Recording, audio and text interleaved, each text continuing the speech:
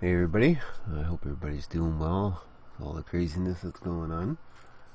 So today I thought I'd share a little bit about my progress. Well, not so much about the progress because there's still some things I want to do before I show you too much. But I thought I'd give you maybe an insight or an overview of how things are set up in the beginning. I got a few monitors running here. So I'm gonna drag this over here. This is my editor, and the whole purpose of this editor is to get the level codes, and the level codes obviously are what will load the levels into the game. When you run the editor, we'll do a quick one here. We'll load a level. So we'll say we're in World 1. We'll load level 1. So what happens is once you're done editing and creating your level, you save the level, or you return to the main level or the main menu, which in return will also save the level for you automatically.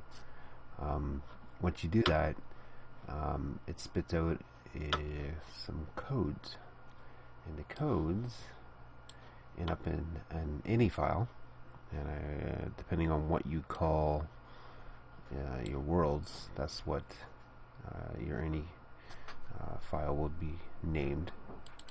But if you open it up, you see here, this is what the code looks like. Perhaps you can figure it out just by reading it. There's a lot to it here, obviously, but each one is a level. So this would be level 1. This is all the code that you need to load the first level that we were just looking at. And I know what some people might be thinking, well, why would you use text? Why would you use an ini file to do all this loading? Why? Because the way I do it, it works, and there's been no lag. I've done it in my other two games, Disney Tiles and Disney Shapes. Obviously, every time I do it, it gets a little more advanced, a little more quicker, better. So yeah, there's been no problems.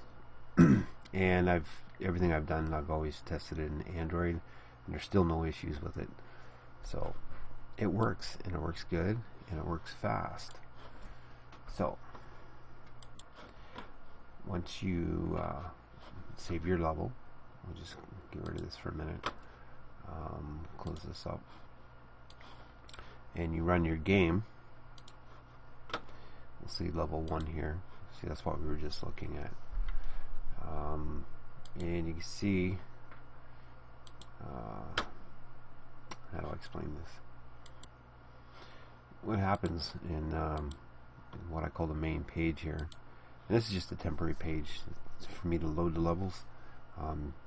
You can set this up differently if you want, as long as you have some basic functions in here, and that is when you load everything from the ini file, and it has to be set up like it's shown here. That'll all be explained later on, but it's just to show you how quickly it loads. I mean, boom, right? Let's go back to another level, yeah.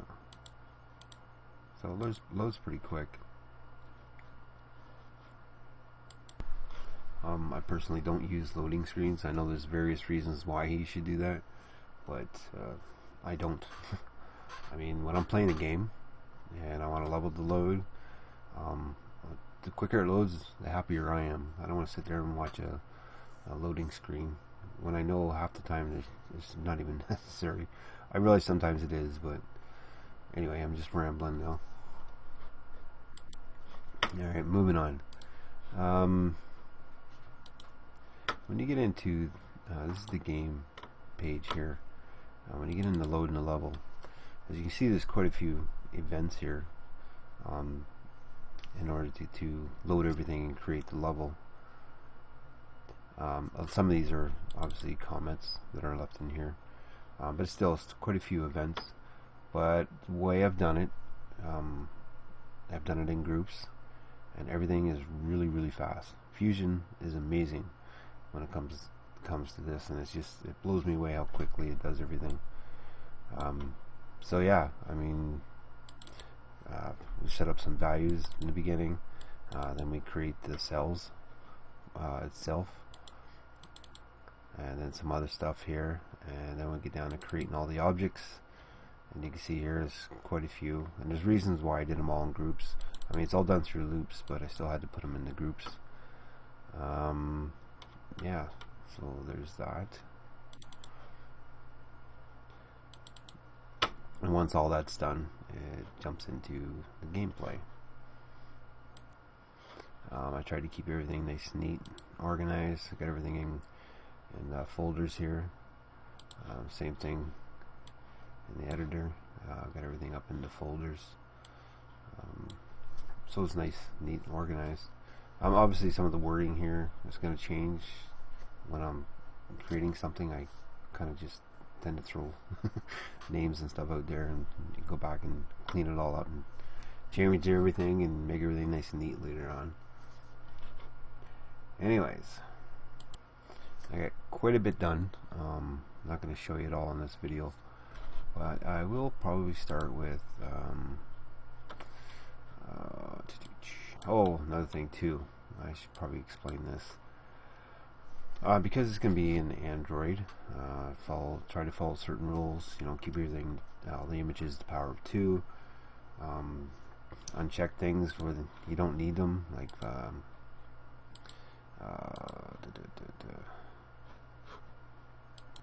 find collision and all that kind of stuff. Yeah, use find detection. Turn that off. Stuff like that. Objects that are going to be used a lot, like obviously the game pieces, so your blocks here. I try to create all those at the beginning, and I don't need to create any more after that. I just keep reusing them.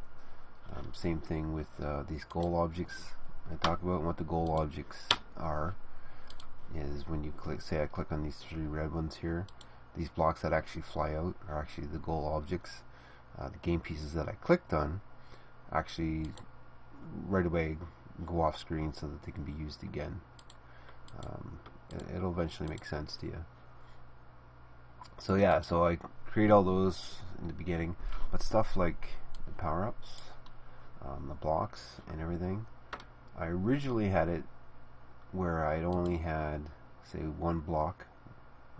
This is a blocker, one blocker. All the images for all the blockers would be in one active object, but I decided to make an active object for each blocker, and they're created, all the ones that you load in your level editor are created at the start of the frame, but any new ones that you create later on will be created during runtime. But there will be no real significant hit to the engine, and there won't be any slowdown. There shouldn't be. So far so good. Hope I'm explaining that all right. So, what was I going to do? Oh yeah, the blockers. I'll show you those first. So this is a list of blockers that I've created so far. You can have different types of blockers, and what a blocker essentially is it blocks the path of your game pieces being able to fall down. For example, I'm just going to start up my level editor. I'm going to load level 1 again, and I'm going to go into the blockers. So this here is a basic blocker, and then there's numbers on these ones because these are HP or health blockers, I guess you could say. So obviously I'm just using placeholders for everything here. So these blockers, this one here would take 5 hits to deplete it and get it off the screen, and this one would take 3. And the way they work is when you click on blocks around a blocker, it reduces its health by 1. So I'll show you this. So I'll go into level 1 here. See those two blockers here. So when I click on these three red ones, because this blocker is touching them, it will reduce its health by 1. And same with this. So, and same thing, if you use a power up to collide with it, it'll reduce its health by 1. And as you can see, once its health reaches 0, it gets moved away. And it blocks, so this blue block can't fall down here because this block is blocking its way. But once you remove that, then the blocks can fall down. So essentially that's what a blocker is. And you can have different types of blockers. So I'm going to bring up excuse me, my level editor again. And I'm going to change this block. Well, maybe I'll change both of these blockers. So I'm going to make let's do a colored blocker. So essentially these are the same as blockers as ones you just seen, but these ones are colored, meaning in order for it to deplete its health, the match around it has to be the same color as the blocker itself. And we'll put another one here. We'll do random health. Random health, they're both the same. Oh, there we go. We'll save that. I'll leave it running. I'll just put it off to the side here. Starting the game up again, level 1. So we got our red blocker because it was red blocks next to it. When I clicked on them, it reduced its health. Same with the blue, but this time it won't reduce the red blocker with the blue ones because it's the wrong color. Get it? Good. Alright, so we have other types of blockers. Back into our level editor, we'll remove those, and we'll try this one here. And this one is an indestructible blocker. So no matter what you do, it'll always remain there on the screen. So I'll save that. Right, level 1.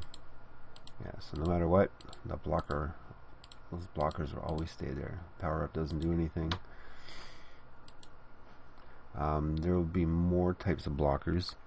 I just haven't finished them yet. So another type would be a creator. And I use the word creator, and I use it for all these other objects too. So anytime you want to create something from something else, so let's say the blocker, I'll create a blocker right here, say, and it'll, I don't know, you can set it up to, like, if you hit it, if its health reduces by 3 or 4 or whatever, at that point it'll create something. What it'll create, I don't know, an extra game piece or something. Anyways, that's it for the blockers for now. Like I said, there will be more other types. We could do over objects. That's all these here. So what over objects are is they lay over, they're on top of other objects. I know my naming conventions aren't that great, but so let's go back in the level editor, we'll remove those. Let's try doing some overs. So this is your basic over. I like to call it a shield. So it lays on top, lays over other objects on the screen. So we'll save that. And the way these work is you can't click on anything that's underneath them. But if you click on a group of blocks that is laying underneath it, so if I click on this blue one, because there's a blue one underneath the over object, the over object will reduce its health by 1. In these cases, these shields only have 1 health, so, and that'll get rid of the blocker. So you can't click on them directly. Oh, these numbers here, they're part of my debugging. I can just get rid of those. I'll hide them. So yeah, that's basically, and clicking on a power up will not get rid of anything that's under shields. So shields are over objects. Cover up anything that's underneath them, and you can't interact with can't interact directly with whatever's underneath them, but you can get rid of things underneath them under certain conditions. And one of those conditions is what I just showed you. There being a blue here, and it's connected to this group here. Okay, one exception to the rule of not being able to click on anything under them is another type of over object I like to call a bubble. And again, this is just a placeholder graphic here that I'm using as the bubble. So if I bring my editor back up and I create one of these, let's put a bubble over this, and let's put a bubble over a couple of these. We'll get rid of these ones. Alright, save that. And we'll run it again. So now a bubble object, yes, it's sitting over top of it, but you can interact with whatever's underneath it. And by also, if I click on any one of these blue ones, so I'll click on the one that's where the bubble is. See, it gets rid of the blue blocks and also the bubble itself. And same with that. And you can click on it if it's underneath the if it's covering up a power up, like you just saw. And it still works. So it's a way to get rid of the bubbles. So that's the bubbles. What else we got? We got this here in a shield. This shield has health to it. So I'll bring up the editor again. Remove those. We'll put a couple in with health. And let's do random health.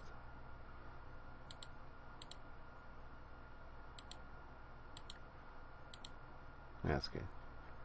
Save that.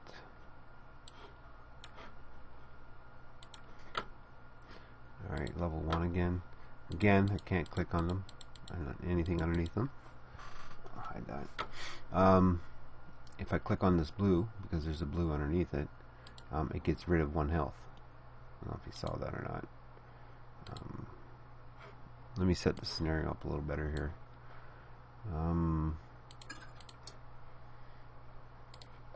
Let's make a couple of those like that.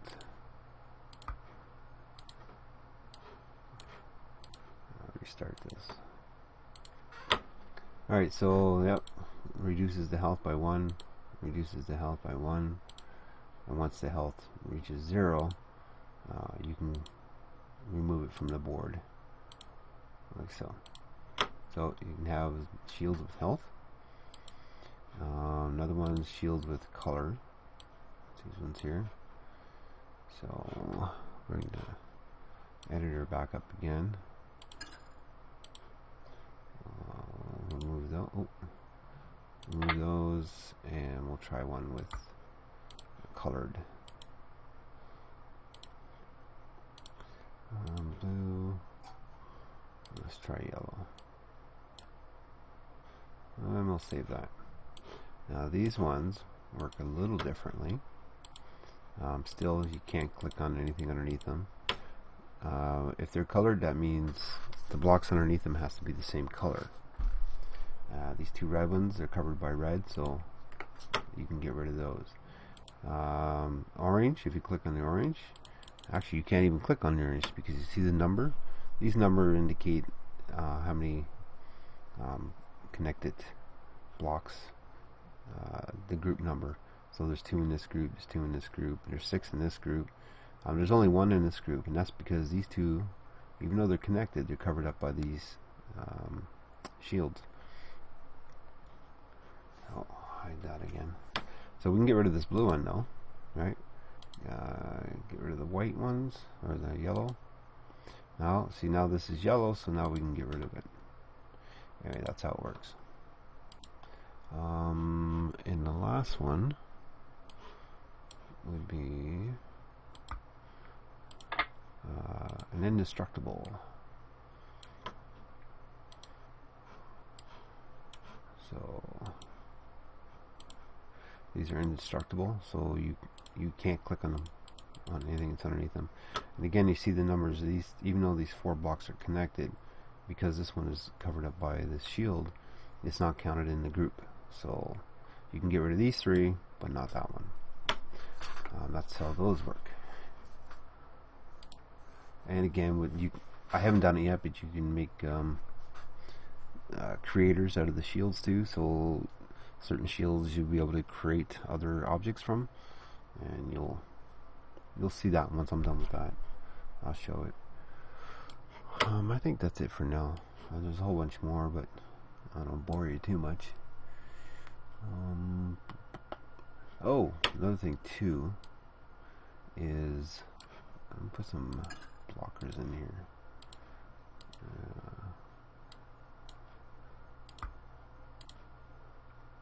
Put a couple there. I'll get rid of some of these. Get rid of the shields. Put those in. As far as I'll be making a bunch of boosters too. The only booster I have so far worked on is the shuffle booster. So when you click on shuffle, everything on the screen will shuffle. Now that's saying that only the things you choose to shuffle will shuffle. Right now I have all the game pieces, these blocks, set to shuffle. I have any power up on the screen set to shuffle. Let's see, yeah. So I have all the blockers set to shuffle. So you can turn that on and off, so the blockers will or will not shuffle. But you can't, right now, you can't turn, I should change that. I have it set so that you can't shuffle these shields. But I think I'll change that so you'll be able to shuffle them too. Yeah, I think I will. Or I'll give the option anyway. Anyway, that's it for now. I'm done.